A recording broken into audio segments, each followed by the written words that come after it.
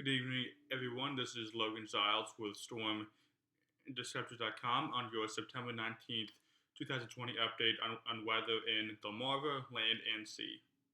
Now, we had a very nice day today with forecast highs right in the mid 60s with low dew points. Now, this is because of a high pressure system north of us in New England and Canada, which will dominate the region through the next week or so, which will bring dry weather, sunny skies, and pretty cool temperatures. Now, we had a fantastic sunset tonight in Fenwick Island, Delaware. As you can see, the colors were really lit up tonight, so a really nice ending to a really overall fantastic day. So as we go on for the next few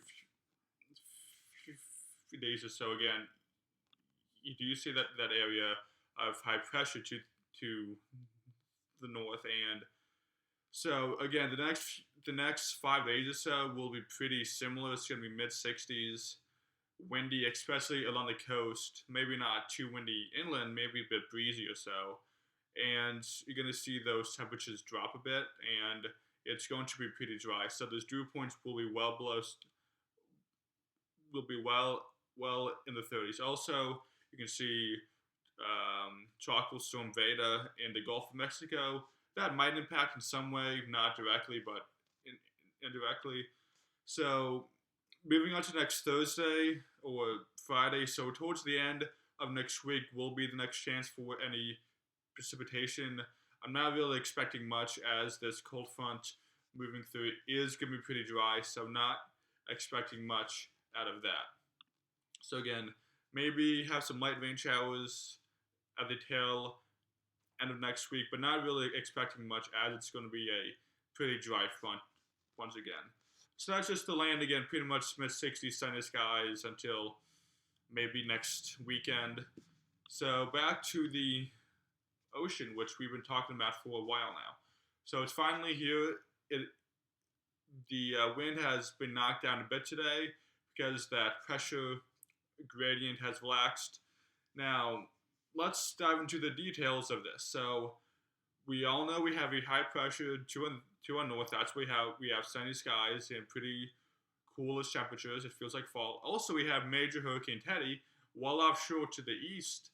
That will actually pass east of Bermuda. So that's going to be a couple thousand miles off the coast. But it's so big, it's actually going to create large waves and swells here on Delmarva.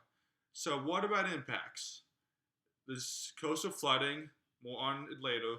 Large waves, probably going to be 10 to 12 footers, 12 feet max, south of Chincoteague. While north of Chincoteague, you're probably talking about a 10-foot max in terms of wave height, while on the Delaware Bay, waves should reach 5 feet. Now for the bay, that's pretty high. I'm not really concerned about any large waves or flooding along the Chesapeake Bay unless you're like in Northampton County, because the wind direction is not really favorable for any coastal flooding along the Chesapeake for most areas. Again, if you're south into Northampton County along the bay, you'll probably have some moderate to high-end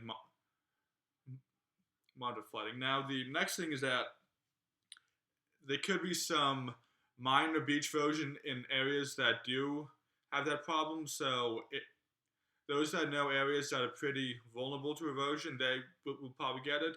I'm not expecting a lot of widespread action. The waves will probably reach the dunes, but that's just the one issue. So in terms of coastal flooding, let's start with the area under a coastal flood warning, which is all of Northampton County, Oceanside, and Bayside. So this is going to be a 2 to 2.5 feet rise of water. So this is in Kipter Peak, which is the southern tip of the peninsula, right near Cape Charles. The forecast was major flooding, but the wind speed kind of relaxed a bit. The pressure gradient wasn't as tight, so that fortunately dipped. It was going to be 6 feet of flooding, but that has dipped to only 5 now. So that's going to be probably 2 to 3 feet of coastal flooding at high tide on Monday. Now, you also will have some flooding probably tomorrow morning. So every high tide cycle that's happening in the morning will rise. you may have some flooding Tuesday, but should not be very big. Now, Virginia, which is on the Atlantic side of Northampton County. I'm not really sure why that's cut off today, but as you see, you're supposed to get high-end moderate flooding on at the high tide on Monday morning and low-end moderate flooding tomorrow morning. So again, Sunday morning and Monday morning, you are expected to get moderate flooding for the Atlantic and Bay side of Northampton County. Now, moving north in Accomack County and Chincoteague, you did have some pretty minimal range of the minor flooding today, some overwash on Route 2113, but not a huge issue. And then you are supposed to have some pretty minimal flooding at the high tide on Sunday and on Monday. Now, it was going to be low and moderate flooding, but again, thanks to the wind direction, is not as favorable for any high-end coastal flooding for Chincoteague. Now, I did drive down today to the Ocean City Inlet, and I did see some pretty minimal flooding on the main highway. It wasn't an issue, just about a few inches, but you're probably going to see the same story until probably Wednesday or something towards the midweek. So minimal tidal flooding at high tide in the morning and overnight hours most likely. So that's pretty much south of Route 50. I'm mainly talking about Worcester Street. So Worcester Street in Ocean City floods a lot, as people who go there know. And along the Bay side, you'll also see some flooding most likely. In areas that flood a lot, it's of course not going to be a lot of flooding. We're not talking about widespread, but Monday morning, you probably have some minor flooding south of Route 50, and maybe along the Bay side south of 33rd Street. Now, how is flooding going to be along the Bay? So it was supposed to be some isolated minor flooding, but now, again, the wind speed is not going to be favorable for flooding. So isolated areas might flood, but not expecting a whole lot, which is great, of course. Now, going north towards the Delaware Bay, Bowers Beach. So people that are not familiar with Bowers Beach is that they get a lot of flooding, and they're actually at risk of losing insurance from the government for flooding. So they might deal with some borderline minor to moderate flooding, probably going to be a foot of water rise. So Bowers Beach is probably dealing with some flooding.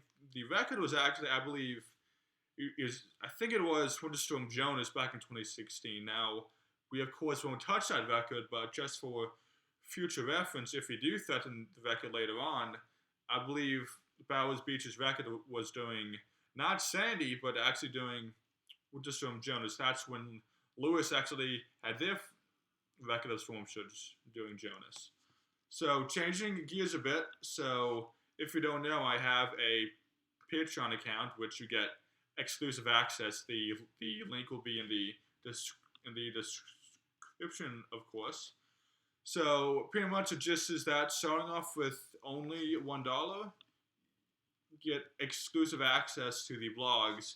It's not going to be morning blog. It'll be the blogs in the evening like usual, but you will get these much before the public does. So if you want to have first access, that's the tier for you. The next tier is forecast for you. So if you want to have a forecast for like Chicago or just like a bus forecast, I will do that for you. And does the detailed stuff about like what stuff I look for to make my videos and blogs. So the next tier is my favorite tier. So of course all tier and 3 benefits, but you get access to my SIT, the sub-transmitter, which is my unmanned camera. As we speak, I'm testing the battery to see how long it goes. So that's being tested. It's hopefully it's going to be operational by the first week of October, but pretty much the gist is that once it works, you'll get pretty good stuff from that. So storm surge, winter storms, all that stuff. So once it's all set up, you'll get all access to that. And stuff that the public will not receive in this tier is going to be my plans for storm chasing. So there's a post in there already for Tier 3, but I will post another one in the morning on my plans for storm chasing, which is going to be tomorrow and Monday. So if you want to know my fine details for that, sign up for that tier because I'll post that. And I don't consider myself to be like a expert storm chaser, but I have chased enough where I feel I can tell you the strategies, and I have had some input from others. So, like, what strategies do you want to have? So like where do you want to be and when, and what supplies. So the last two is kind of how I do stuff. So it's behind the scenes of like setting up for a storm chase inside and outside the vehicle at base, and what camera gear do I use and what settings. So if you are a photographer like myself and don't really know like what ISO or the exposure to put, I will help you with that. And also shout outs at the end of blogs and videos. And if you're a tier 4 supporter for over 3 months, so if you sign up today, if you're a Patreon of that until December 19th, you'll get your own blog. So I will, of course, make some edits to make sure it's clean and stuff, but your work will be on the website. So if you are interested in supporting me so I can do more missions, buy more stuff, pretty much make my content awesome for you all and the general public, because we're in a period where research is needed on this thing, from hurricanes, winter storms, even severe storms. So any support is appreciated. I would really like to get a lot of cool stuff for you all, but I can't right now. I'm lacking the support in terms of money-wise, but this is not about the money, of course. This is you all. Once I have that support, I will get this stuff just for you all. So again, there's a link in the description, and please look into signing up for this, because once I get the ball rolling, there's gonna be really cool stuff. Like we're talking about, my first thing I want is to add a second unmanned camera box, so I don't have to plant one in just Ocean City. I could have one in Ocean City and in Lewis, or by the Bridge Tunnel, for example. So that's just my plug. And as always, stay safe, and I will see you all tomorrow night from Salisbury.